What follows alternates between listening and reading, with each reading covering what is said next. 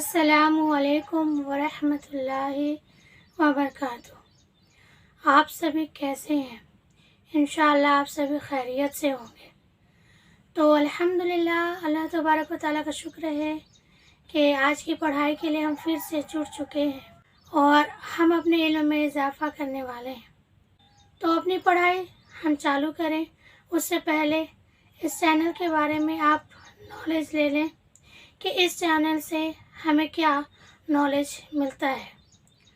اس channel سے ہمیں knowledge ملتا ہے کہ ہم مسلمان کیسے رہ سکتے ہیں، ہم مسلمان سے مومن کیسے بن سکتے ہیں، ہم اللہ اور اللہ کے رسول کی اطاعت کیسے کر سکتے ہیں، ہم دنیا اور آخرت میں کامیاب کیسے ہو سکتے ہیں، اس چینل سے معلوم چلتا ہے۔ تو اس چینل سے جڑنے کے لیے آپ اس چینل کو سبسکرائب کر لیں، بیل آئیکن کو آل کر دیں، اور اگر آپ کو لگتا ہے کہ ہم ایک نیکی کا کام کر رہے ہیں تو اس ویڈیو کو آگے لوگوں تک شیئر ضرور کر دیں۔ تو چلیے پھر ہم اپنی پڑھائی چالو کرتے ہیں۔ بسم اللہ۔ ہماری جو آج کی پڑھائی ہے وہ ہے عبادت پوری زندگی میں بندگی۔ تو چلیے پھر دیکھتے ہیں کہ پوری زندگی میں بندگی کس طرح سے ہے۔ تو چلے پھر پڑھائی چالو کرتے ہیں۔ لیکن اصل حقیقت یہ ہے کہ اللہ نے جس عبادت کے لیے آپ کو پیدا کیا ہے اور جس کا آپ کو حکم دیا ہے وہ کچھ اور ہی چیز ہے۔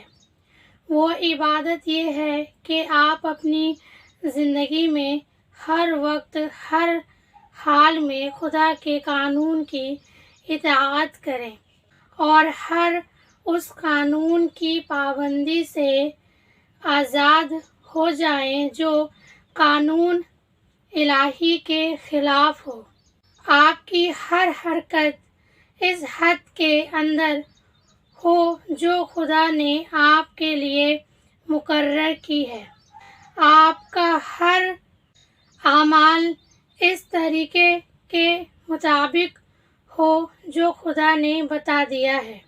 اس طرز پر زندگی آپ بسر کریں گے وہ پوری کی پوری عبادت ہوگی۔ ایسی زندگی میں آپ کا سونا بھی عبادت ہے اور جاگنا بھی، کھانا بھی عبادت ہے اور پینا بھی، چلنا پھرنا بھی عبادت ہے اور بات کرنا بھی، حتیٰ کہ اپنی بیوی کے پاس جانا اور اپنے بچوں کو پیار کرنا بھی عبادت ہے۔ جن کاموں کو آپ بالکل دنیا داری کہتے ہیں وہ سب دینداری اور عبادت ہے۔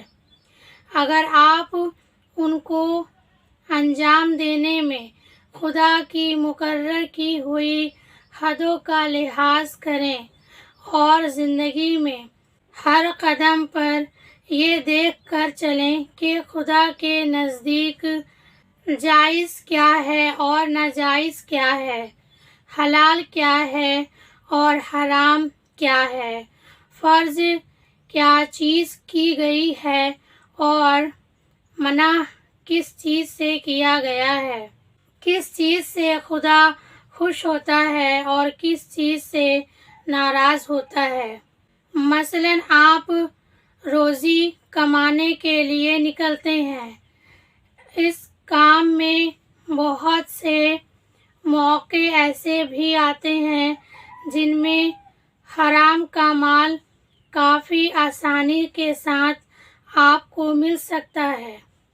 اگر آپ نے خدا سے ڈر کر وہ مال نہ لیا اور صرف حلال کی روٹی کما کر لائے تو یہ جتنا وقت آپ نے روٹی کمانے پر لگایا سب عبادت تھا، اور یہ روٹی گھر لا کر جو آپ نے خود کھایا اور اپنی بیوی بچوں اور خدا کے مقرر کیے ہوئے دوسرے حقداروں کو کھلائی، اس سب پر آپ اجر و ثواب کے مستحق ہو گئے۔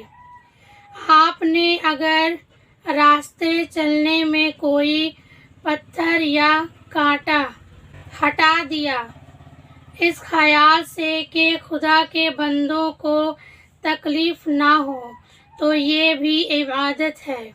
आपने अगर किसी बीमार की खिदमत की या किसी अंधे को रास्ता चलाया या किसी मुसीबत ज़द की मदद की, तो ये भी इबादत है।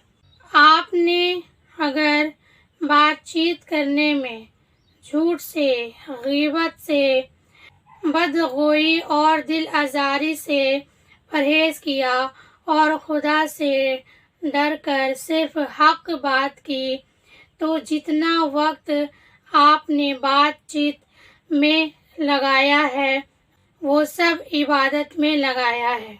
बस खुदा की असल इबादत ये है कि होश संभालने के बाद से मरते दम तक आप खुदा के कानून पर चलें और के अहकाम के मुताबिक ज़िंदगी बसर करें।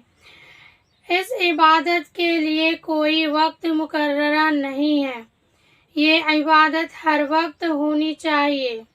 इस इबादत की कोई एक शक्ल नहीं है, हर काम और हर शक्ल में उसी की इबादत होनी चाहिए। जब आप ये नहीं कह सकते कि मैं फ़लाँ वक्त खुदा का बंदा हूँ और फ़लाँ वक्त उसका बंदा नहीं हूँ, तो आप ये भी नहीं कह सकते कि फ़लाँ वक्त खुदा की बंदगी व इबादत के लिए है और फ़लाँ वक्त उसकी बंदगी व इबादत के लिए नहीं है। अभी जो हम लोगों ने पढ़ा वो वाकई हमारी ज़िंदगी के हर लम्हे को रोशन करने वाली है कि इबादत जो है हमारा उठना, बैठना, सोना, चलना, खाना, पीना, हमारा कमाना, हमारी तिजारत करना, यानी कि तमाम चीज़ें जो ज़िंदगी में हम गुजारते हैं वो इबादत में शामिल हो जाते हैं जब हम अल्लाह की इताअत के साथ अपनी ज़िंदगी को गुजारते हैं।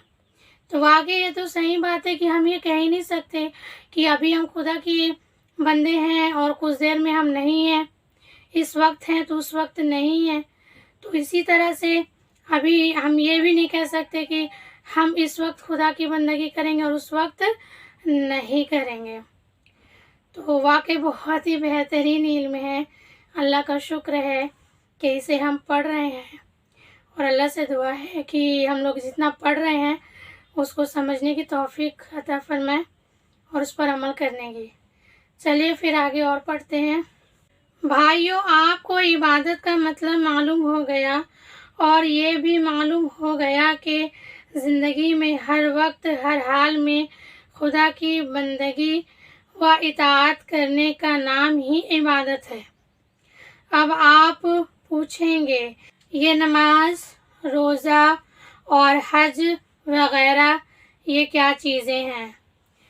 इसका जवाब ये है कि दरअसल ये इबादतें जो अल्लाह ने आप पर फ़र्ज़ की हैं उनका मकसद आपको इस बड़ी इबादत के लिए तैयार करना है जो आपको ज़िंदगी में हर वक्त हर हाल में अदा करनी चाहिए।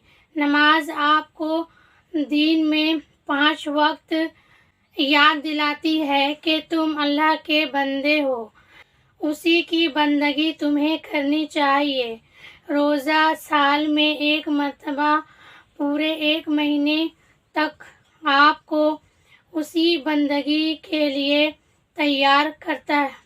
ज़कात आपको बार बार याद दिलाती है कि ये माल जो तुमने कमाई है ये खुदा ने अता किया है, इसको सिर्फ अपने नफ्स की ख्वाहिशात पर ना लगाएं बल्कि अपने माल का हक अदा करो।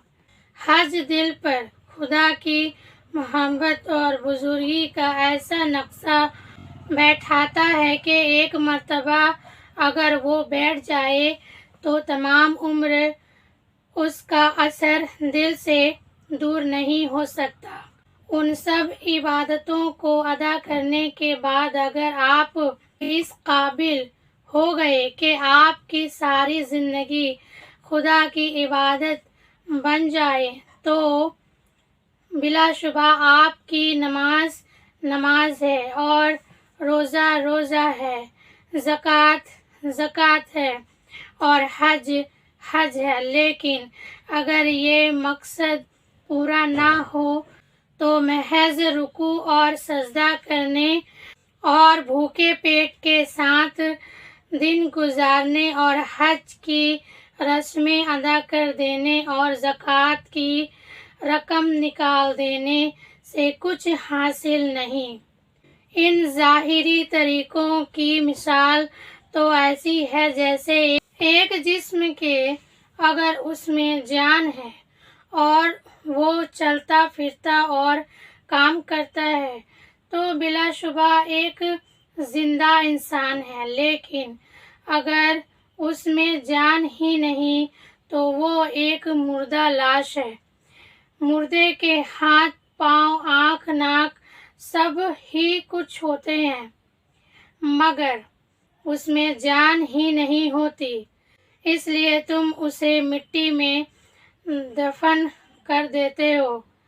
اس طرح اگر نماز کے ارکان پورے ادا ہوں یا روزے کے شرائط پوری ادا کر دی جائے مگر خدا کا خوف، اس کی محبت اور اس کی وفاداری و اطاعت نہ ہو جس کے لیے نماز اور روزہ فرض کیا گیا ہے تو وہ بھی ایک بے جان جسم ہوگی۔ آگے خطبات میں آپ کو تفصیل کے ساتھ بتاؤں گا کہ جو عبادتیں فرض کی گئی ہیں ان میں سے ہر ایک کس طرح اس بڑی عبادت کے لیے انسان کو تیار کرتی ہے، اور اگر ان عبادتوں کو آپ سمجھ کر ادا کریں اور ان کا اصل مقصد پورا کرنے کی کوشش کریں تو اس سے آپ کی زندگی پر کیا اثر پڑ سکتا ہے۔ تو الحمدللہ اب ہم لوگوں نے یہ بھی جان لیا کہ نماز، روزہ اور حج وغیرہ جو عبادتیں فرض کی گئی ہیں وہ کیوں کی گئی ہیں۔ تو الحمدللہ واقعی بہت ہی بہترین علم آج ہم لوگ کو حاصل ہوا ہے، اور آگے پھر انشاءاللہ ہم لوگ اس سے اور زیادہ علم حاصل کریں گے، جیسے کہ اس میں ابھی ہم نے پڑھا کہ آگے خطبات میں ہم کو اور معلوم چلے گا اس کا تفصیل، جو یہ فرض عبادتیں ہیں وہ کس طرح سے ہم کو زندگی کی عبادتوں میں ڈھالیں گے، کس طرح سے ہماری زندگی کو بدلیں گے۔ تو انشاءاللہ پھر اس کی پڑھائی ہم اگلی دفعہ کریں گے۔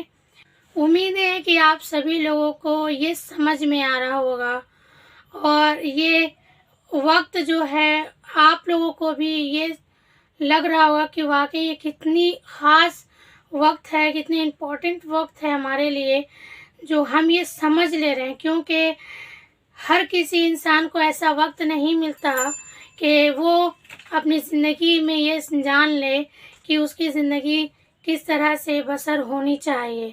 تو الحمدللہ واقعی اللہ کا شکر ہے، اور اس میں جو گہری باتیں ہیں ہم سب کو اس پر غور کرنا چاہیے، اور جو ہم پڑھ رہے ہیں اس پر ہم عمل کرنے کی پوری کوشش کریں۔ تو آج کی پڑھائی ہم یہی کمپلیٹ کرتے ہیں، اور آپ لوگوں سے گزارش کرتے ہیں کہ آپ لوگ جو علم حاصل کر رہے ہیں اس چینل کے ذریعے تو اسے آگے بڑھانے کی ذمہ داری بھی آپ سب لوگوں کی ہے۔ تو اس ویڈیو کو جتنا زیادہ ہو سکتا ہے اتنا زیادہ شیئر کریے، کیونکہ یہ نیک کام ہے، اور ہو سکتا ہے کہ اس شیئر کی وجہ سے کوئی اپنی زندگی بدل لے اور وہ میرے اور آپ کے لیے ثواب ذریعہ بن جائے۔ تو آپ سبھی اپنا خیال رکھیں، دعاؤں میں یاد رکھیں۔ السلام علیکم ورحمۃ اللہ وبرکاتہ۔